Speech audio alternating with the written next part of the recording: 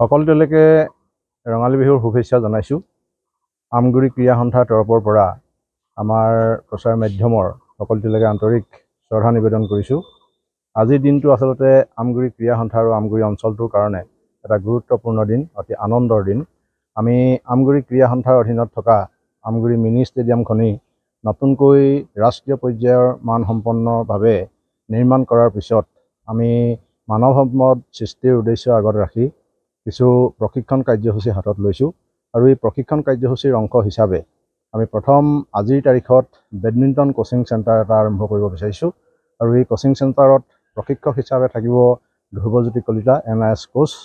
আৰু এই প্ৰশিক্ষণ কাৰ্যসূচী চলাই নিবৰ কাৰণে আমি আমগুৰি মহাবিদ্যালয়ৰ সন্মানীয় অধ্যক্ষা মহোদয়ৰ সহযোগত আমগুৰি মহাবিদ্যালয়ৰ ইনডোৰ ষ্টেডিয়ামত আমি স্থান হিচাপে লৈছোঁ তেখেতলোকৰ অনুমতি সাপেক্ষে। এই মহাবিদ্যালয়ৰ কাৰ্যসূচী তেখেতলোকৰ শ্ৰেণীৰ কোনো অসুবিধা নোহোৱাকৈ আমাৰ এই প্ৰশিক্ষণ কাৰ্যসূচী নিয়মীয়াভাৱে চলিব। ইয়াত অঞ্চলটোৰ উদীয়মান খেলুৱৈসকলে অংশগ্ৰহণ কৰিব পাৰিব আৰু ইয়াৰ দ্বাৰা আমি অঞ্চলটোৰ পৰা যথেষ্ট প্ৰতিভাসম্পন্ন খেলুৱৈ সৃষ্টি কৰিব পাৰিম বুলি আমাৰ ৰাখিছোঁ। আৰু পৰৱৰ্তী পৰ্যায়ত বাস্কেটবল, ভলীবল, ফুটবল, এথলেটিক্স, ইতিমধ্যে আৰ্চাৰী চলি আছে, আপোনালোকে সকলোৱে জানে। গতিকে এই গোটেই প্ৰশিক্ষণ কাৰ্যসূচীখিনি পেশাদাৰীভাৱে আমি আৰম্ভ কৰিব বিচাৰিছোঁ, কাৰণ পেশাদাৰীভাৱে প্ৰশিক্ষণ নহ'লে আচলতে এজন খেলুৱৈ আজিৰ তাৰিখত ওলাই যোৱাটো ইমান সম্ভৱ নহয়।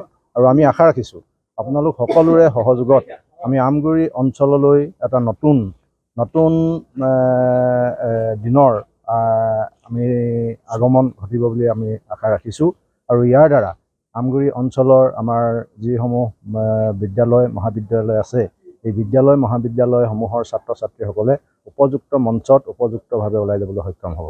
গতিকেলৈ আজিৰ তাৰিখত পুনৰবাৰ আপোনালোক সকলোলৈকে আন্তৰিক ধন্যবাদ জ্ঞাপন কৰিছোঁ আৰু আমগুৰি ক্ৰীড়া সন্থাৰ ভৱিষ্যত উজ্জ্বল কামনা কৰিছোঁ।